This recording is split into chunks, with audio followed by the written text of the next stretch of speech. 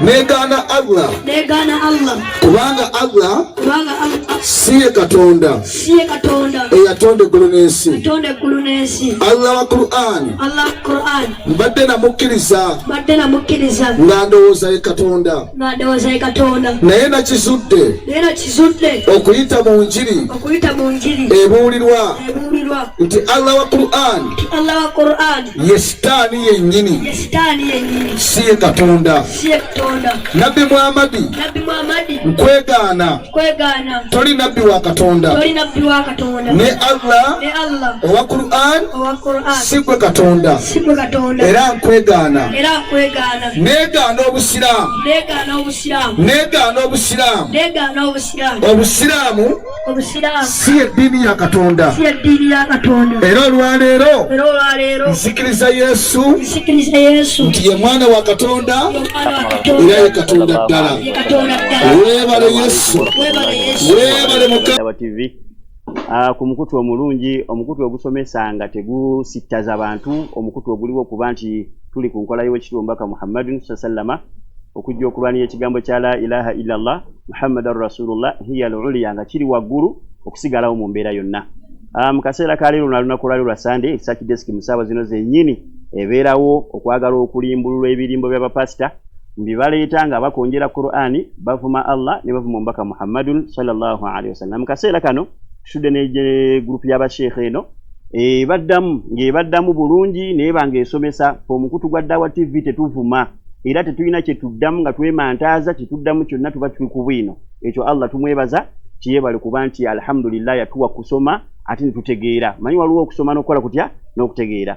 Mu kaseera kano nga tuli ku mwana atamanyikiddwa, obviously tamanyikiddwa, abasheekhe nabo bamanyi banaatubuulira, tamanyikiddwa taata we, tamanyikiddwa maama, ate emyaka gy'alimu teginnaba kwesalirawo kugamba nti kati awezezza emyaka 18 yeesalirawo okuva mu ddiini ya taata we ayingire mu yaki, kati tamanyikiddwa naye asoosowaziddwa nnyo okulaba nti bapasita abanene bamusoosowazza okulaba nti atoola shahada y'abali abakafiiri. Tumanyi oba mu bitabo sheekhe banaagitubulira oba gyeri n'okuteekamu ku jjolo nga Allah nti nga shayitaani basheekhe bebaze okulaba nti babalimbulula mu mbeera eyo babeere nga ate nabo mubitegeera nti amazima agabadde buli bwadde bulimba amazima galabike insha Allahu taala. Ku saidi yange no etambula basheekhe babatolere ku salamu tugenda mu maaso insha Allah.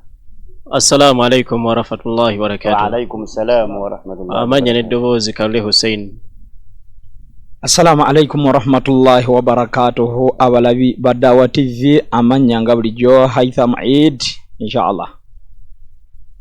Assalamu alaikum wa rahmatullahi wa barakatuh. Wa alaikum assalam. Amanya n'eddoboozi Abdul Nur Ismail Sematimba Kezaala. Masha Allah. Tabani wa Kezaala.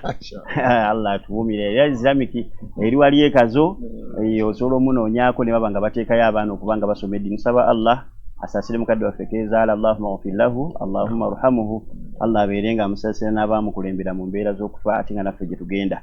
Mu kaseera kano Sheikh Kalule kantandikire ku ggwe kennyini. Oli yapitinge ku kaana ako kebaleese nga katoola shahada y'abantu abalokole naye nga bakakasa nti ko kasiraamu. Emyaka tulabye nga kato nnyo abantu bano akaana ako mukamanyiiko mbeera ki era shahada eyo oli yakitinga ku yo otya. So tugende mu kubanga tusomesa insha Allah taala. Alhamdulillah thumma salati wassalamu ala rasulillahi sallallahu alaihi wasallam. Atenderezebwa Allah tabaraka wa taala nanyini matenda amajjuvu agatalimbuka endeevu bonna. Okusookera ddala nga tetunnaba kugenda ku kaana ako katutandike ne aya mu Qur'an mu suratu Al-Imran aya 176. Allah ayogera ki ku bantu ng'abo abalaga nti bavudde mu ddiini Busiraamu ne bakwata amakubo ag'obubuze. Kubanga bannaffe abo bwe bafunayo omuntu yenna eyeefaanaanyiriza nti avudde mu Busiraamu balabira ddala nga bafunye ekyomuwendo ekyobugagga. Owekitiibwa Allah agamba kyongera okukakasa nti Obusiraamu y'eddiini entuufu. Wabwe bwe balaba nti omuntu avudde mu Busiraamu mu Busiraamu n'agenda ewaabwe bakitwala ku social media naye ate ffe shahada tutoozezza bangi mu mizikiti. Omukatuliki bw'ava mu Bukatuliki tebakikubira aleluya. Ekituufu. Kubanga bonna bakkiriza nti Yesu Katonda, Yesu mwana waani? Wa Katonda. Omusebenitide bw'alokoka tebakikubira aleluya. Naye ekisinga bakolera amawulire ne bagisaasanya ku social media kubanga waliwo omusiraamu akoze eki alokose gwe babuzaabuzizza. Owekitiibwa Allah agamba la yahzunka alladhina yusari'una fil kufri, tebakunakuwaza abo abanguwa okusalawo ne bava mu busiraamu ne bagenda mu butakkiriza.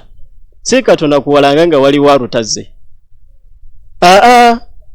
Olw'ensonga innahum lan yadhurru llaha shay'a, tewali kye basobola kukosa kwa Allah wadde n'akatono. Wadde omumogolako nti tewali kye bakendeeza ku busiraamu. Akaana ako bagamba nti kalokose Katonda anakuwalemu bano okukendera ku busiraamu bano obusiraamu bumogokeko. Ebitonde ebisinza Allah wansi w'enjuba tobala. Allah akbar. Ebisolo bisinza Allah, amajini gasinza Allah, ebiwuka, ebinyonyi, emiti, ensozi bisinzaani.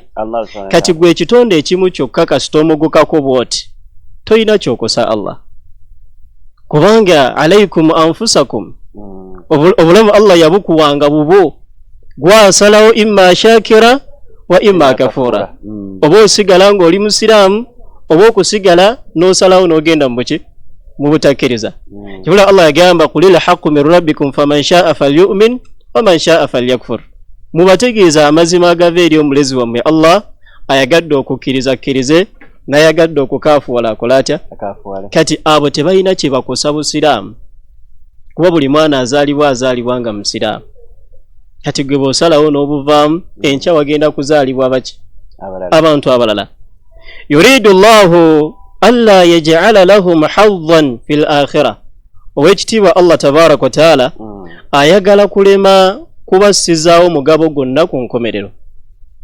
Buli gw'olaba nga avudde mu busiraamu n'abula, aba asubiddwa omugabo ogw'enkomerero Allah gwagenda okuwa abakkiriza, bagenda okuwejjana. So kati loosi esigala gyali, in ahsantum ahsantum wa in asatum falaha. Bw'osalawo n'olongoosa oba akalungi kadda gy'oli, bw'osalawo n'obula era akabi kadda gy'oli, kubanga tebagenda kwokya muzadde wa mwana oyo. Omwana bw'abanga yabuze Allah gwagenda okukola ki? Gwagenda okubonereza. N'afundikira ng'agamba walahum adhabun adhim, abantu abafaanaganako ng'omwana oyo balina ebibonerezo ebiruma mu maaso ga Allah tabaaraka wa taala. Olw'ensonga la ikraha fi ddiin, Allah yagamba tewali kuwaliriza muntu yenna kubeera musiraamu. Teriyo kunyigiriza nti oteekeddwa kubeera musiraamu. Bw'oba oyagadde beera musiraamu, bw'oba oyagadde kafoola. Qad tabayyana ar-rushdu min al-ghayy. Obulungamu Allah yabwawula dda ku bubuze. Omuntu amanya nti kati ndi ku bulungamu, ekyo akimanya ng'omuntu, era togenda kwekwasa nti omusumba yambuza, nedda. Waliwo abalijja nga beekwasa nti gundi ye yambuza, nedda ssebo. Inna al-halala bayyin wa inna al-harama bayyin. Amazima omuntu agalaba nti mazima, n'obubuze abulaba nti buki. So la ikraha fi ddiin. Oyo mwana oba alokose oba asazeewo n'akoma omusiraamu nga bw'ogambye, mwana tannaba kutuuka kwesalirawo. So tulina essuubi nti oba oli awo ajja tuuka ekiseera abitegeere ng'asomye amala ayingira obuki obusiraamu. Nga sinabagenda wa muganda wange, waliwo akantu ke njagala okwogerako. Abatakkiriza edda balina ng'enkola nga bafuna abantu abayingira obusiraamu ne bamala ne babuvaamu oluvannyuma. Banafuye bano abasiraamu balowooze nti oba oli awo obusiraamu si ddiini yaani? Ya Allah. Mu daawa, mu kisaawe kya daawa, abakozi ba daawa no mu Uganda bamanyikiddwa, okuli Seeka Idi, Seeka Sematimba ne baseeka abalala. Naye oyo omwana tubadde tetumumanyi ku sayidi y'obusiraamu. Kitegeeza omwana tamanyikiddwa. Nze mbadde simumanyi ku sayidi y'obusiraamu, era mu baddaa'i abamanyikiddwa mu Uganda nti bakola enji mbadde simumanyi. Bakowola okudda abantu eri Allah. Kati bannaffe abo balina enkola gye baatandikawo, bafuna abakiise ku sayidi yaffe ey'obusiraamu abatalina na kye bamanyi mu ddiini, ne bapulizentinga ku sayidi y'obusiraamu. Naye nga bo basamba kifiiriza, basamba gwa nsimbi. Ayimirira kadaala n'asoma aya naye ng'azisoma mu nsoma etadifendinga busiraamu, wabula ate eyiwaayo obuki? Eyiwaayo obusiraamu.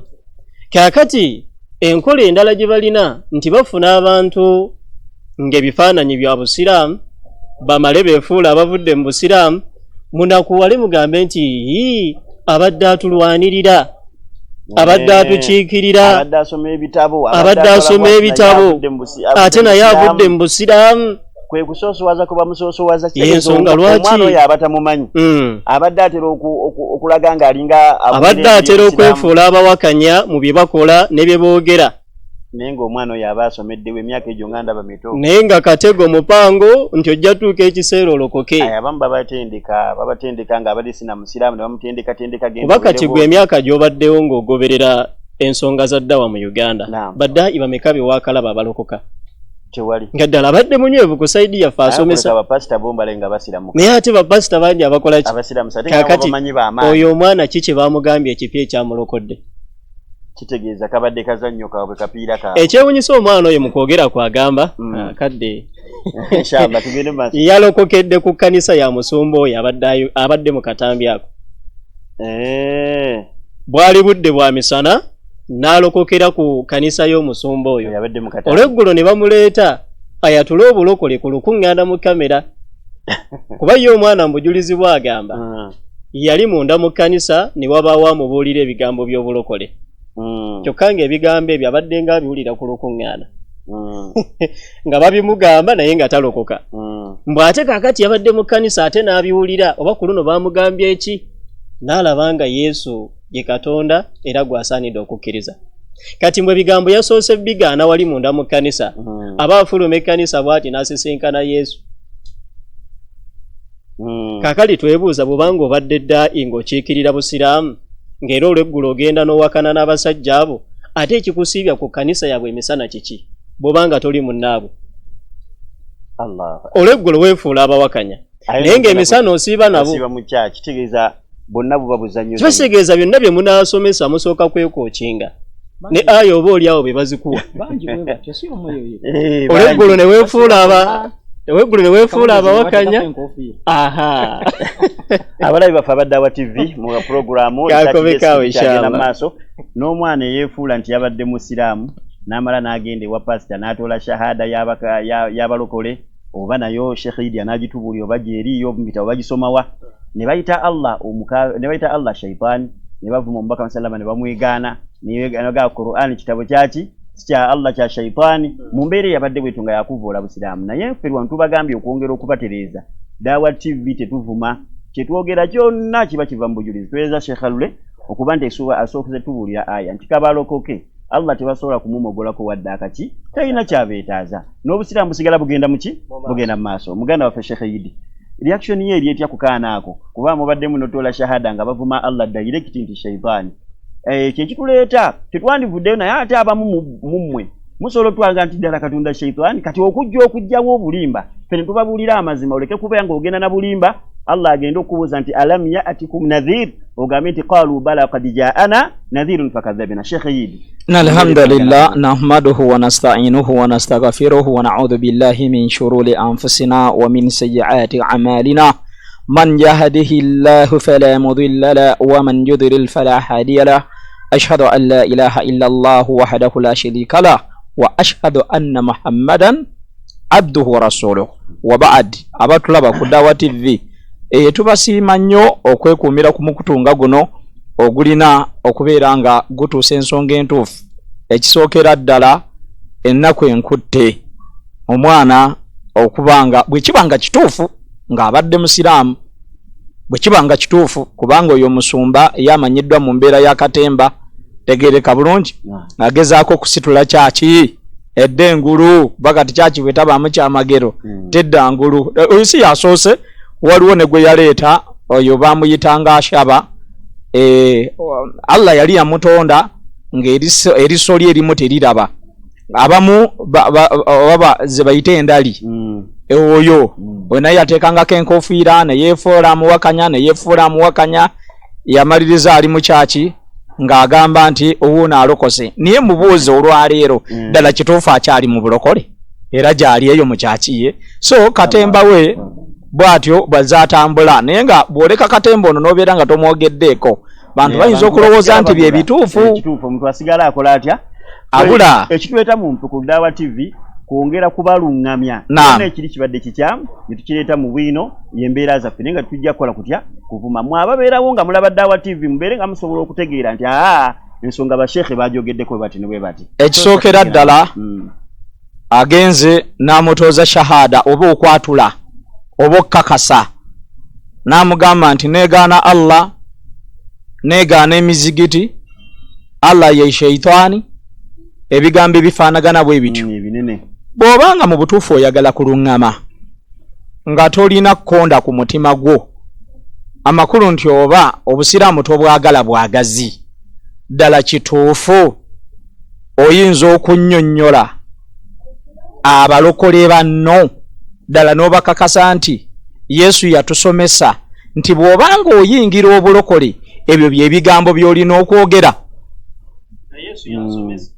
Yesu alina we yabasomesereza nga gwe bwe twakula byotooza omwana oyo ebigambo ebyo oba omwatuza ebigambo ebyo Yesu alina we yabasomesereza naga nti omuntu bw'abanga ayagala okuyingira obulokole ayogere ebigambo ebigamba nti Allah sitaani negaana emizigiti Yesu mwana wa Katonda ate Yesu ye Katonda yennyini kwegamba ogenda okulaba nga bintu bipangirire era nga waliwo ekigambo ky'okugamba nti mu butuufu waliwo obukyayi ku busiraamu naye mukkirize tusomesa amazima kubanga seeka waliwo abakkiriza Yesu nga mulamu waliwo abakkiriza Yesu nga mulamu bameka abayatula ebigambo ebyo abakkiriza Yesu nga mulamu bameka abayatula ebigambo ebyo ne bagamba nti negaana emizigiti abo abaaliwo nga Yesu akyaliwo mulamu batambula naye balya naye ani yayatula ku bigambo ebyo n'agamba nti negaana emizigiti negaana Allah negaana obusiraamu Allah sitaani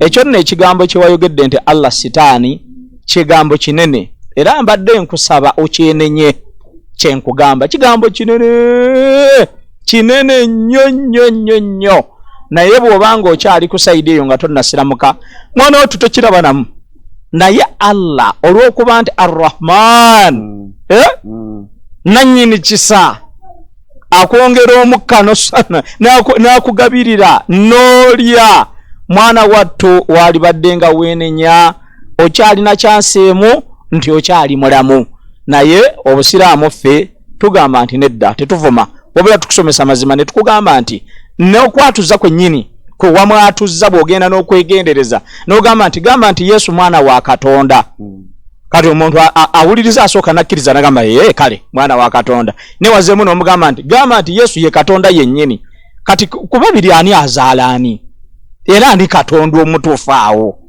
kwete Yesu mwana wa Katonda nti ate Yesu ye Katonda yennyini kati kikyotegeeza sooka olambululira abantu tegereka bulungi bw'obanga wavaayo okujja kusomesa mazima abantu bwe mutyo bwe mubabuza Katonda abeera Katonda n'ekimuyisa Katonda kutonda ate ogambye nti ate azaala nti ate alina n'omwana kati bwe yali azaala bw'ati okusinziira ku nzikirizayo bwe yali azaala bw'ati yazaalamu Katonda munne oba yazaalamu muntu kuba kati bw'abanga azaddemu Katonda kubanga ogaye Yesu ye Katonda yennyini bw'abanga azaddemu Katonda katoloba Katonda bali mabeka bali babiri awo etteeka ebberebere mu Bayibuli erigamba nti osinzanga Katonda omu era omwagaliranga ddala liba likyakola eryo kubanga baba bafuuse bameka baba babiri so tubagamba nti mulina kukkiriza Allah subhanahu wa ta'ala Allah ali omu Allah tagattibwako ye Katonda omutuufu oyo wulira ebigambo by'owabadde oyatuza omwana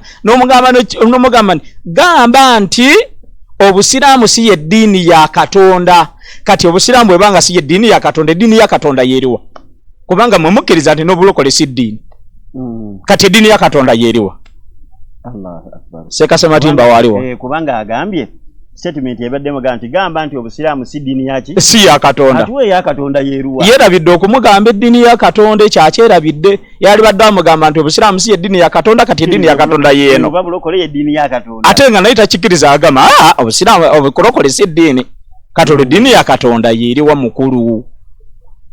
Allahu akbar kabisaba Allah abeere nga atuwa obulungamu bannange abalabi ba Daawa TV oyo abadde Sheikh Haitham Idi okubeera nti abatuusizaako ebigambo ebirungi ekituufu temubadde mu byakuvvoola ffe tetuvvoola wano okulaba nti twagala okuluŋŋamya ekituufu bapasita bo bakubye obusiraamu babukubyeko ekifuba baganda baffe basheekha abakulu ate nabo bavudde balemereddwa okubeera nti bakwata ensonga nti tulina kukola ki ekyatuleeta mu duniya kugamba abantu nti tudde eri Allah so si kwerumaaluma mu bubinja tinze ngenda najja kulwanyisa abannabiri anajja kuwanyisa sima abasuufu najja kwa ebyo byonna baba balimba omulabe waffe ali ogu yatakiriza kigambo kya la ilaha illa Allah Muhammadur Rasul sekisema timba ntabani wake ezaala ekazo yali kati mitambo naye atubuulira reaction ye eri etya kukaana ako kubanga oyinza okuba okamanyinya gwe ate dipu nga batata bonna bajjajja abasiraamu noga nti mutuufu akaana tekanatuuka nakwesalirawo pasita ke yaleese ku kituuli ate nga ffe ate abasiraamu tubaako abanene betuteeka mu mizigo bagamba shahada nga tubatadde na mu kamera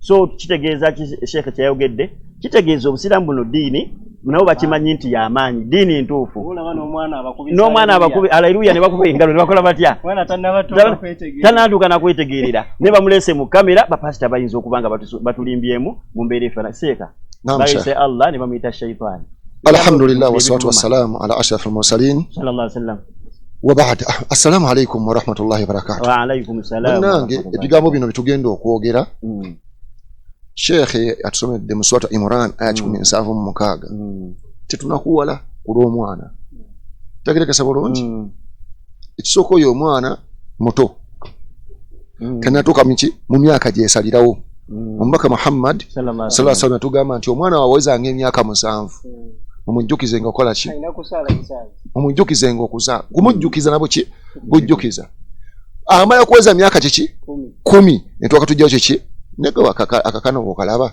kayina emyaka emeka olidde era kavuddewa bazadde baako baliruddawa era abeerawa olidde baddira abaana abe bayita ba street kids ne babaleeta ne batugamba nti bakoze eki basiraamu bakutte ttiimu nnene ey'abaana abo abato ne babateeka mu busomero bwabwe obwo olidde nga kibano balina ne ka orphanage nga bakoze eki babateekayo ne babapika babatendeka bukyayi olidde bagenda okukula ng'obukyayi bwe balina eri obusiraamu bunene olidde kiringa abayisirayiri ku Palestine bakwata abaana bwe ne babapika oyo gwolaba oyo asazeeko omuntu omutwe oyo Mupalestine oyo musiraamu kati eyo programu nnene ey'okukyayisa obuki kyovudde olaba America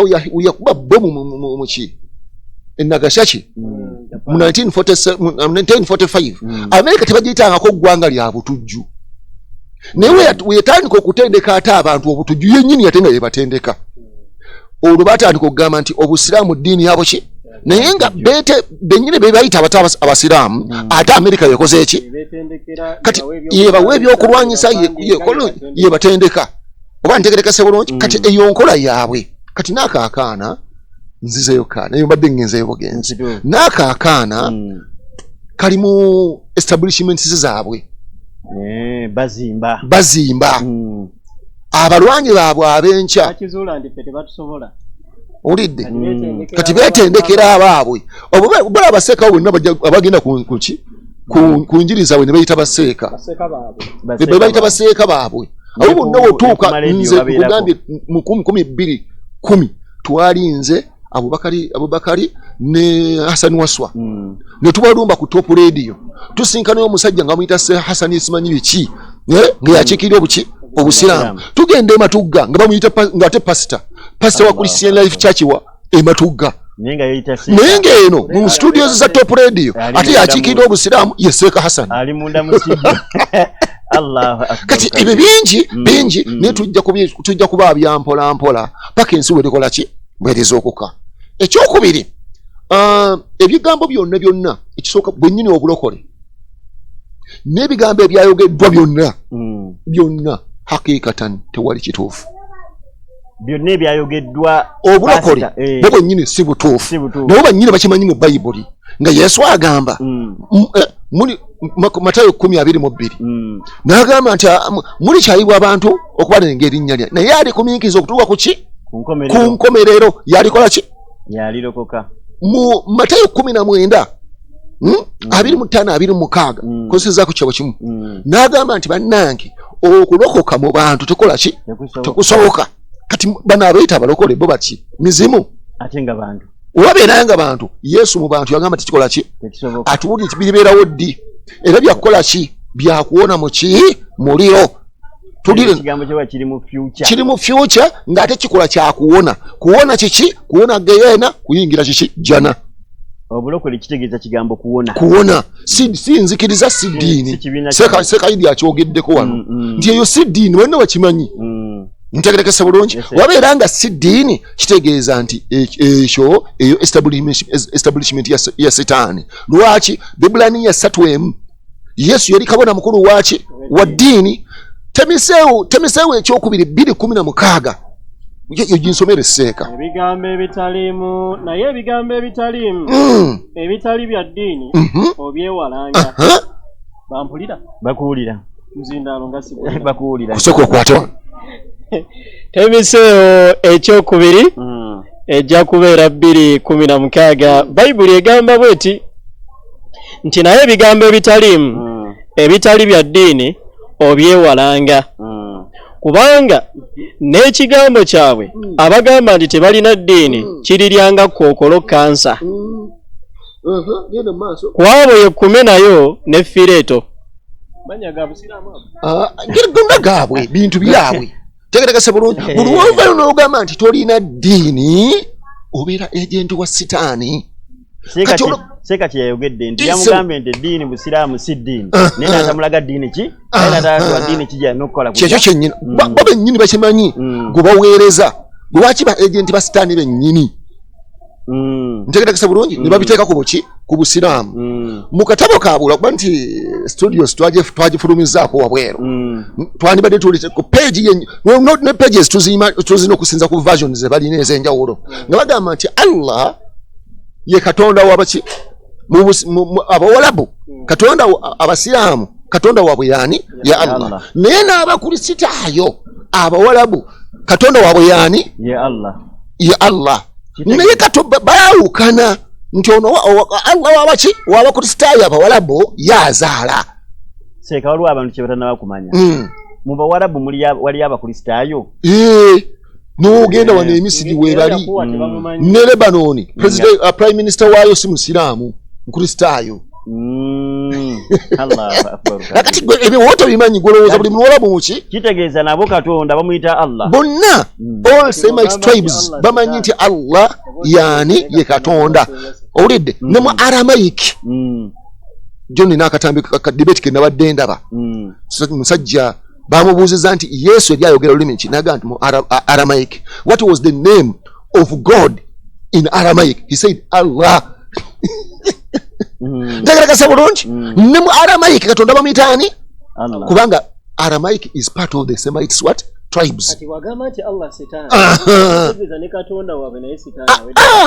sitaani yekola omulimu ogwo okudda ebintu ebitandinga kiki upside down tegerekese bulungi kulowooza okumanya katonda waabwe sitaani abaami abo gwe woŋŋamba nti Yesu ye mwana wa katonda era ye katonda ddala temukiwulidde mu katambi ng'akyogera nti era yani ye katonda ddala bwambuulira Yesu yali yeyiseeko katonda omulundi n'ogwo gwe guti gumu nga yeeyita katonda terubeerangayo ntegerekese bulungi bw'osoma mu Yokaana 8:8 Yesu yagamba nti nze ndi muntu abayigirizwa ba Yesu bajja okuwa testimony eri abayudaaya nti 2:22 bikolwa batume asomera okko engeri gye tuli mu kubeera nti Dawa TV ya bwino tetuyinza kuvaawo nga tulina kitusomye 2:22 ebikolwa bijja kubeera by'abatume ate bokka agamba bw'ati nti abasajja Abayisirayiri muwulire ebigambo bino Yesu Omunazaleesi omuntu ekisookera ddala muntu Yesu Omunazaleesi omuntu ayina n'essaza ly'e Nazaleesi eyabalagibwa Katonda mu bigambo eby'amaanyi ng'atulaga Yesu omuntu ye Katonda mu bigambo eby'amaanyi n'ebyamagero n'obubonero Katonda bye yamukozanga wakati mu mmwe nga nammwe bwe mumanyi bo Abayisirayiri kino baali bakimanyi tono Yesu yali muki bino bigambo si bya Abayisirayiri bya Petero eyali omuyigiriza wa Yesu omuki omukulu yabajjukiza abayizayiri nti bino mubimanyi kyoli Yesu yali muki muntu talina kyeyakola ku lulwe buli bintu byonna bino kyeyakola ku mwaliro gw'ensi eno Katonda akozesanga muki mukozese owulidde muntu babatuza Yesu nga ye Katonda ddala yennyini okitegedde nti baki ba agenti ba sitaani okitegedde buli Yesu kye yasomesa bakifuula upside down ne balowoozesa abantu nti kiki kituufu ne balagira ddala ki kye bakoze eki kye bali ntegerekese bulungi kubanga gwe mulimu gwa sitaani tegerekese bulungi omulimu gwayo kutaaninga upside down message yani y'omutonzi wayo yagikola ki eyagitonda olidde tulifenna kati ekigambo eky'obwakatonda ne kibeera nga kivuddewo Yesu mu Luka 4:41 tegerekese bulungi yatuuka n'okuboggola ng'ekimuboggoza kumuyitaani mwana wa Katonda Luka 4 olwana mwolumu balusome n'olaba ntunudde ebigambo bizitoye ne baddayimooni ne babavaako bangi ne bakaaba nga bagamba nti gwe mwana wa Katonda. Yesu n'ababoggolera n'atabaganya kwogera kubanga babamanya nga ye Kristo. Owulidde olunyiriri olwo n'ababoggolera lwaki kumuyita mwana wa Katonda ng'ate baali bakimanyi nga ye Kristo abamanye ekituufu kati nejja n'alimba buli kyonna kyereeta eba yagala kufuula message ya Katonda upside down kati sitaani yegamba nti Yesu mwana wa Katonda nabano bagamba Yesu mwana wa Katonda kufe nani abagoberera sitaani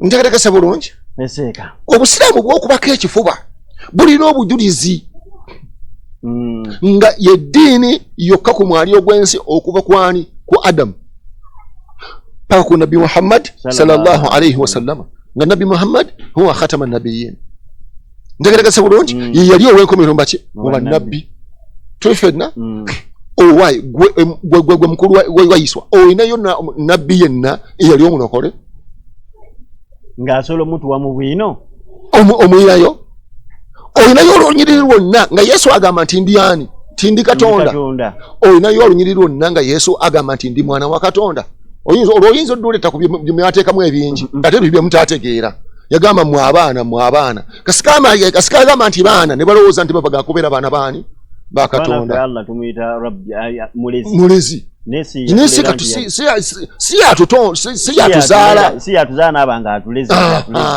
kigazibwa bugazi notegeera kati fe abasiraamu emesagi alhamdulillah twagitegeera kati bali ekigambo ne batakitegeera nebabeera nga bakoze eki baabula n'enkoona ne zinywa tegerekese bulungi ekyokusatu kinjagala nnyongereko ku nsonga eyo ti omu wangi eyakaana tukyali ku shahada eyo gy'olaba nti yonna nga bagireese bonna bulimba kugambye nga ntandika nti byonna ebibadde mu message eyo byonna buki nentandikira ku bulokole wennyini lwatuzza olidde kati nentandika okutemaatema kigambo ku kiki ku kigambo ku byenzijukirako gw'onoozijukiza byenaabandeseeyo tegerekese bulungi kati mbadde ntandise kuki ku bulokole obulokole mbumazi ku nsi kuno tekuliko muntu ayitibwa muki mulokole naye mu bayibuli yonna nowogisoma okuva ku lubereberye paka gyekoma teboogera ku kigambo kyonna nti omulokole oba obulokole yonna tekiriimu akirina tukigula $50 kashi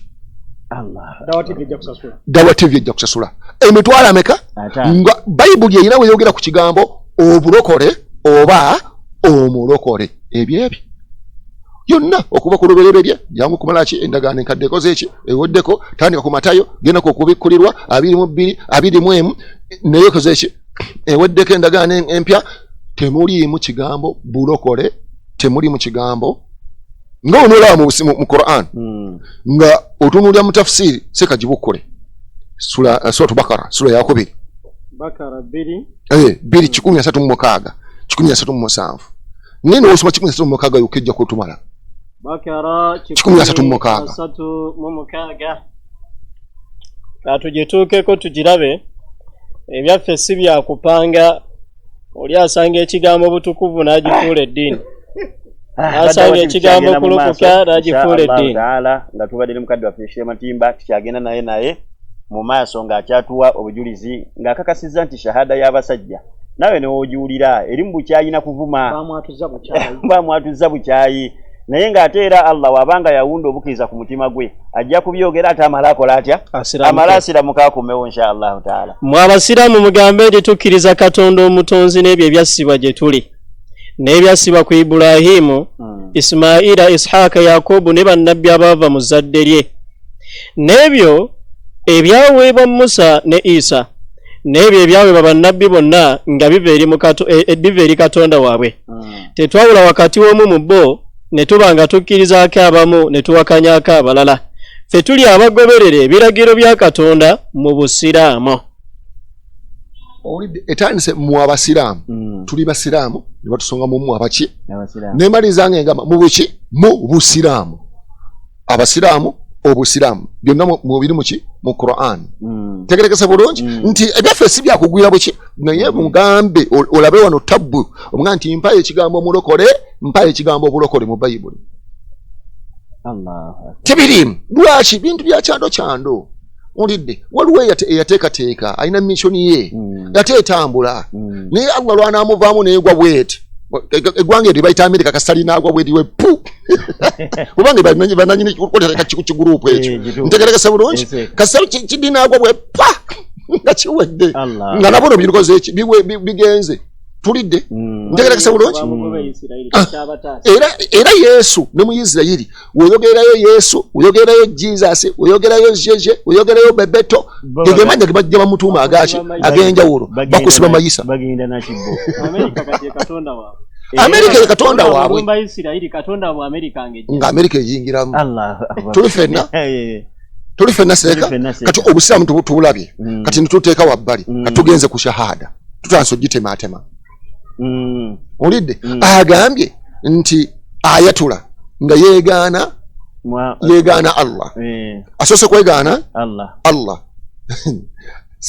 seka asomye dda aya nti gwe omuntu avayo okwegaana Allah gwe weerumye wekkomuki omutima gwe osalawo okuva mu busiraamu weetwala wekka mu kufaafaaganirwa tegerekase bulungi wekka noseka nsomera suratu Zumara aya yabiri mwemu abalabi baffe Zumara aya yabiri mu bbiri insha Allah taala abakyagobera research desk mu kaseera kano ok'okusande agamba owekitiibwa Allah abaffe oyo Katonda gwe yayanjuluza ekifuba kye ku lw'obusiraamu n'aba ng'ali ku kitangaala ekyava eri mukama we okubonaabona kuli eri abalina emyoyo emikakanyavu ku kwogera ku Katonda abo bali mu bubuze obweyolefu. Kati omwana oyo essaawa zino wetwogerera ali mu bubuze obweyolefu kwegaana ani Allah kubanga Allah wakukula ekifuba kyo n'ateekamu obusiraamu aba akoze eki aba akusiimye oba oyakayakanye oba ofunye ekitangaala ekyolubeerera naye waakijjamu waato n'akakanyaza omutima gwo ogenze mu buki mu bubuze ntegerekese bulungi tuli fenna kati bano omwana ono ayingidde mu bubuze bw'atamanyi lwaki bubuze olidde wosoma Matayo 15:24 ega nti saatumwa wabula eri endiga ezaabula ez'abaana baani bali baabula n'okutuuka olwaleero bali mbubuze ensi kati weetegedde ku lutalo lw'e Palasitayini naani ne Isirayiri nti wallahi bano abantu they are not even human beings they are animals they are just exercising barbarism basaasanya buki kati jo olunaku olwa jo baakubye gye bateekawo ng'ate home kiki abantu safe areas ze bateekawo bo bennyini abantu gye badde baddukira ate balumbyeyo nti simanyi babadde baagayo omusajja ne batta abantu abaasusse mu 9 n'abaleba abasukka mu 3 ensi yonna neegaba kino kituli ku kiwano ngati banne mutusonyiwe tabale tono kati butebereze ezzadde lya Katonda erikola obutemu kubaki ku bantu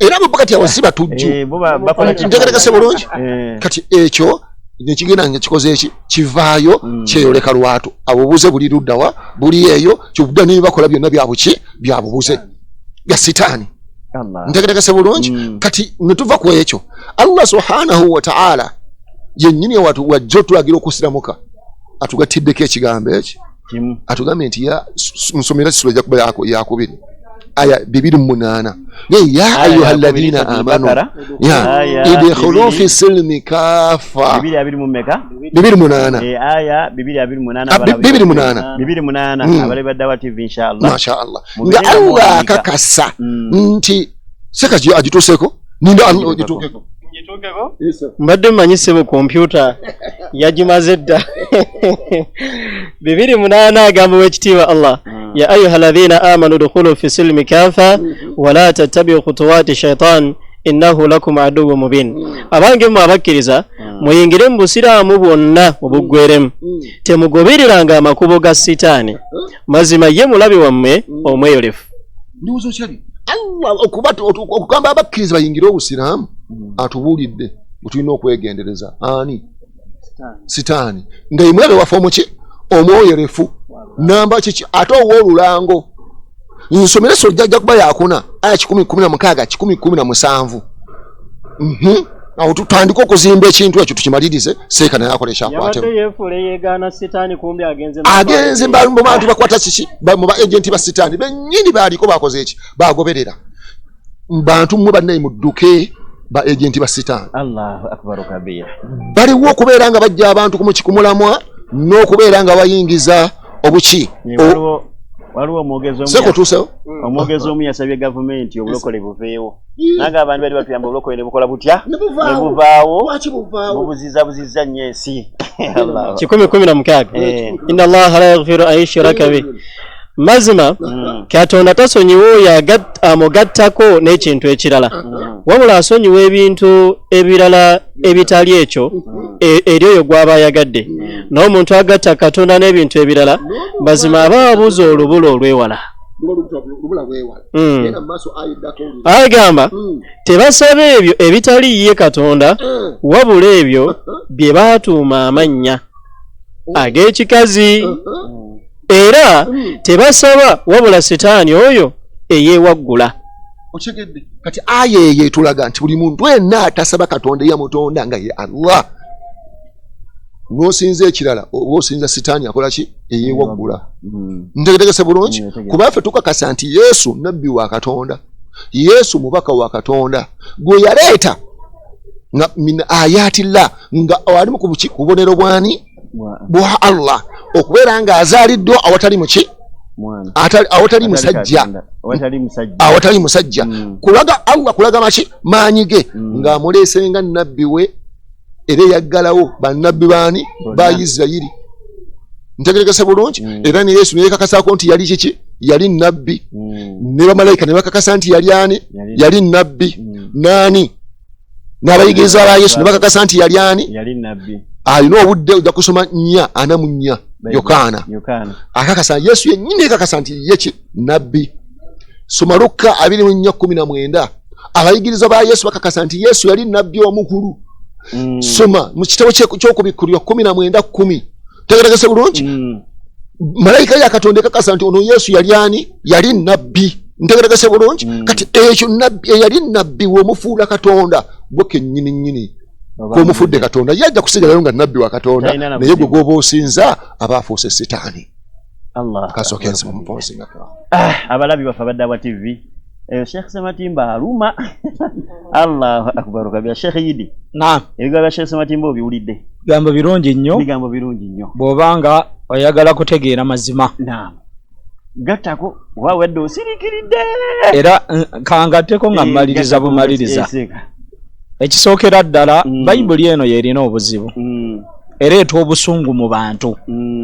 Okuva lwe kiri nti bawandiika Bayibuli eno ne bateekamu layini egamba tegereka bulungi era bakadde baffe bwe muba nga musoma layini eri mu Bakolinsi ekisooka 1:25 egamba nti kubanga obusirusiru bwa Katonda businga abantu amagezi n'obunafu bwa Katonda businga abantu amaanyi. Kati omuntu buli lwa abadde bati bibayinza okuga nti omusajja yabijje mu mutwe gwe seeko n'alangewo ate amala asomewo nibo bajja kwesomera. Bakolinsi ekisooka emu layini ejja kuba 2:5 abalabi baffe abaddawa TV Sekaidi bwatyo leero tazina vibe kuba munaku wava akaana katola kata shahada nodda mu kuvuma Allah ndi katonda sitaani.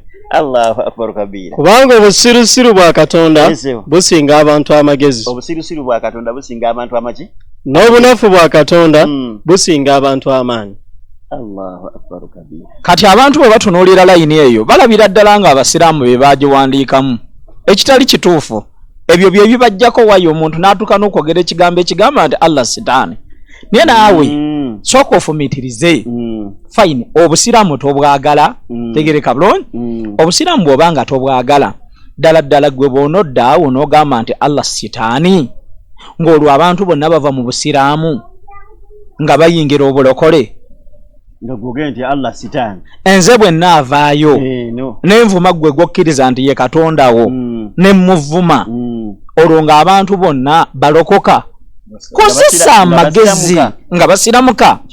Kozesa amagezi. Mutufu bwe nfulumyeyo ebweru nga ngenda kubuulira abantu bigambo. Nkozese bigambo ki? Kyova olaba mu busiraamu fe Allah atugamba nti kuntum khayra umma ukhrijat linnas ta'muruna bil ma'ruf wa tanhauna 'anil munkar. Allah atuwana you are the best. Mwabasingayo okubeera abalungi. Mukozese ebigambo ebisobola okusikiriza omuddo okubeera nga ajoininga obusiraamu nze Allah nzikirize. Ne tubagamba nti ekigambo kino kye mwawandiika kikyamu. Ogamba nti obusirusiru bwa Katonda eri oli omuntu anyiga bunyezi gwe nalabanga gwe wawandiika Bayibuli. Sifa bawandiika Bayibuli era naawe layino gikakasa nti mu Bayibuli yo mweri. Sifa bagiwandiikamu. Kati omuntu obusungu bumukwata n'atuuka okwogera ekigambo ekigamba nti Allah sitaani. Ne tukugamba nti olinayo obujulizi bw'osobola okulaga mulokole munno. Era abakubanga yaleese obujulizi bwonna ti Allah sitaani luyanitegedde olwaleero kitulina bwino asobola okumwabya nataddeyo okwogera ku radio ku TV yonna wadde ku online. Nekino katumubuulireko fe Allah atugambye nti kuntum khayra umma. Byabiresenga bya mutwe gwe abantu bamweyingirawo. Fe Allah yatugamba kuntum khayra umma. Fe tuli ekibiina ekirungi. Naye nga twatandise kuleeta bwino akwata ku Katonda we. Mu bwino si byakutemerera nga ye bwatemerera kubanga bwino ye tumulina omuyitirivu ennyo akonkuwaddemu katini nnyo nti kubanga obusirusiru bwa Katonda businga abantu amagezi n'obunafu bwa Katonda businga abantu amaanyi. Teeka wansi ofumiitirize naawe ogambe nti wano Katonda yali yeewaako obujulizi. Nabbi ki gwe yatuma ajja atugamba ekigambo kino era nga obusiru bwa Katonda bwe butandikira wa bukomawa agaziwe muko abeerenga nnyonnyola abantu. Tegereka bulungi kwegamba abantu balina obusungu naye nga obusungu buva mu Bayibuli. Lwaki balina bye baagala. Seka kye yagambye nti bano bali against Bible. Bible esomesa birala bo bali ku biki kubanga ekyokulabirako ekitono Yesu agambye munaakyayibwanga abantu bonna okubalanga erinnya lyange naye alinyiikira okutuuka ku nkomero yalirokoka. Ne tugamba nti ani ayogera nti ono nabbi wa Katonda. Katonda ye yamutuma naawe okikiriza mulokole nti kituufu. Mukamwake muvaamu obulimba nti temuva mulimba mazima nti ye olinze enkomerero olokoke nti ata kitegeeza ne Yesu yennyini omuwakanya. Atona akugamba nti nzikiriza na mutima gwo kuweebwa obutuukirivu era yatona kamwako okulokoka. Oyo tabangako nabbi wa Katonda ye mukulu Pawulo. Era ekyo ekigambo tekivangako mu kamwa ka Yesu. Kye nagambye nti gwe ebyo by'obadde oyatuza omwana bukyayi.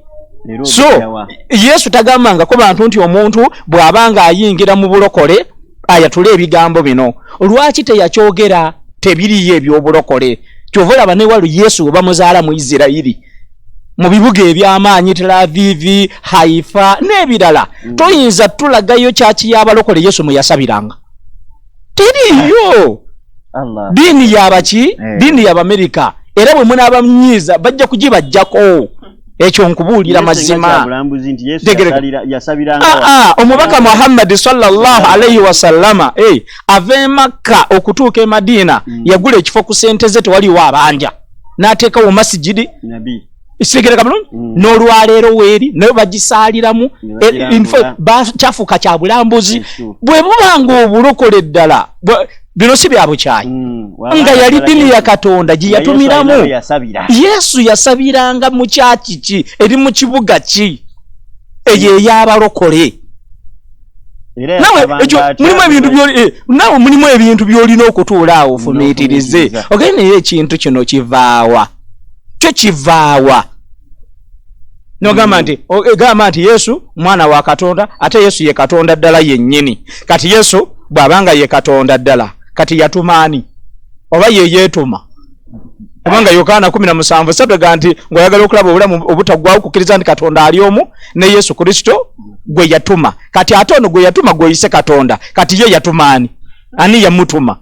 Kwegamba nawe oyogera ebigambo mu nsobi nga tolina kyokalaki kyogamba abantu. Kakati Mariamu ono nga naawe okimanyi nti yazaala Yesu gw'oyita Katonda. Kati olwo Mariamu ono ali ku ddaala ki? Ali ku ddaala erizaala Katonda yo gugwe gwakuzaala ba Katonda. Gwe oyo ali ku ddaala ki? Omukatuliki amuyita nnyina Katonda. Kati olina njawulo ki na mukatuliki ssebo? Kubanga oli aga nti nnyina Katonda naawe omuyise Katonda.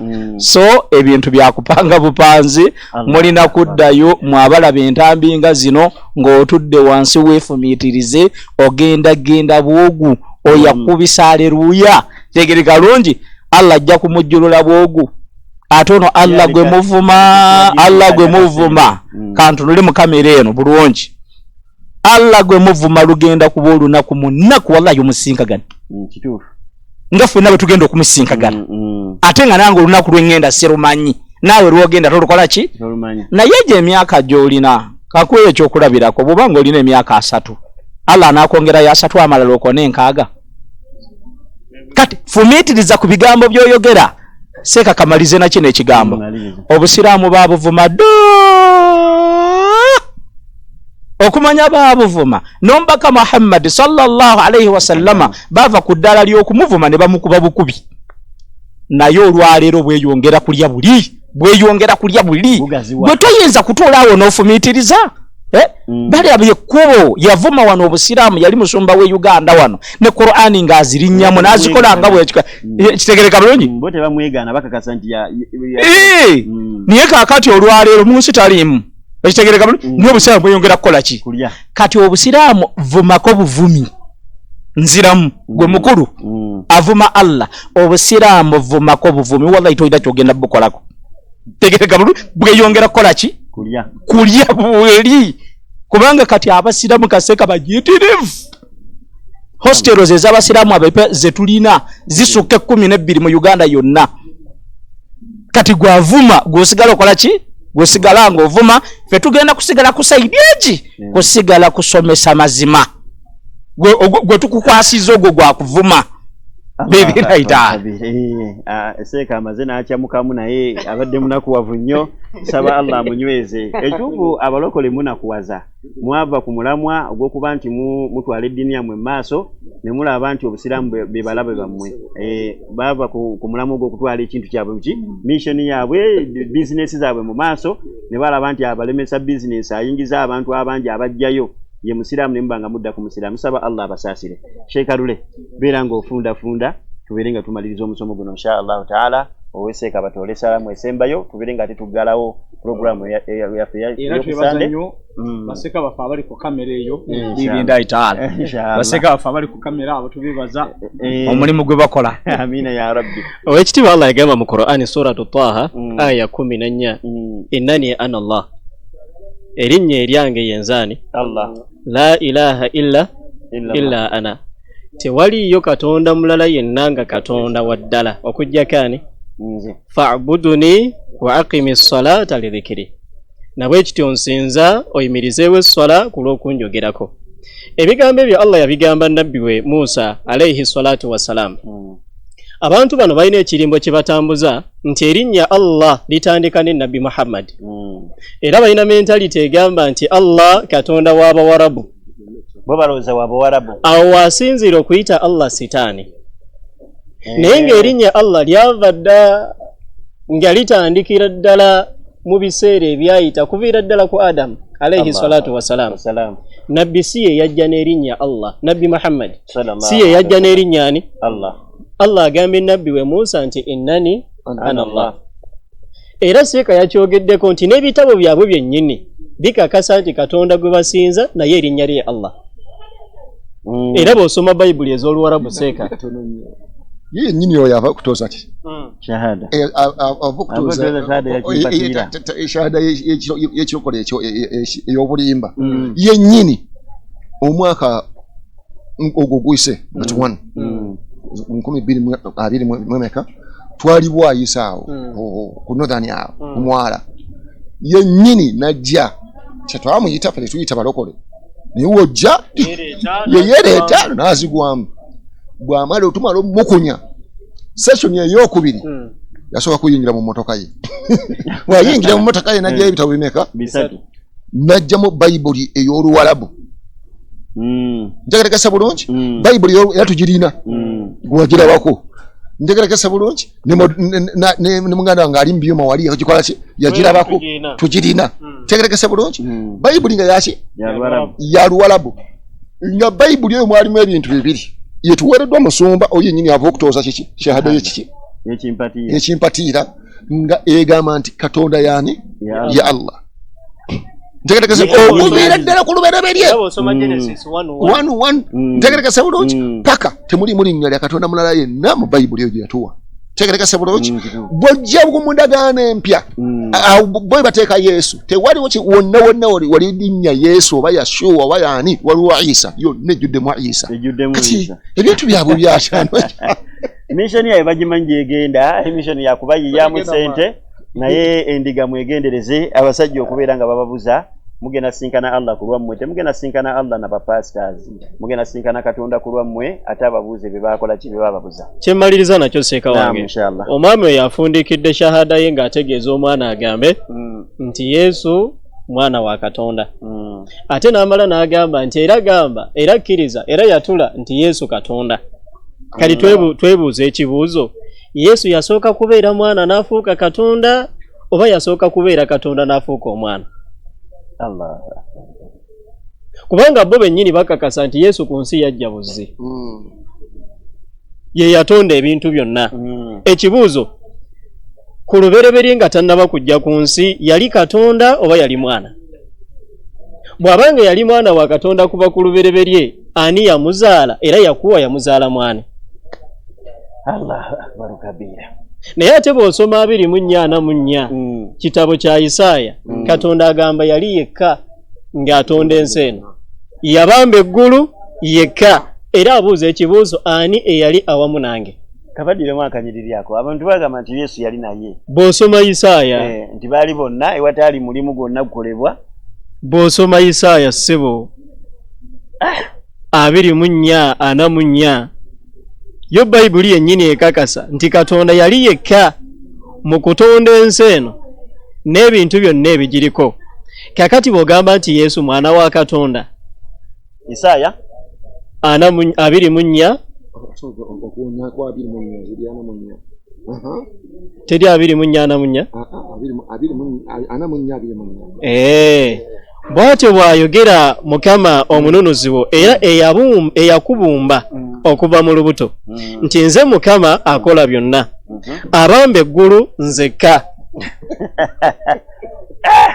ayanjuluza ensi nzekka, ani ali awamu nange? Kati bwe kibanga Katonda yali yekka mu kutonda ensi nga Yesu taliiwo, Yesu n'ajja ku nsi ne muyita omwana wa Katonda, tubuuza ekibuuzo, Yesu okubeera omwana wa Katonda?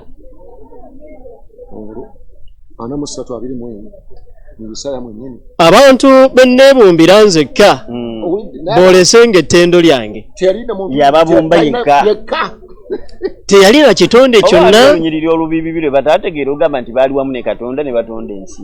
Kati bakozesa kino Allah kyakozesa ruyo kururo. Waja'alna al-layla libasa waja'alna an-nahara ma'asha.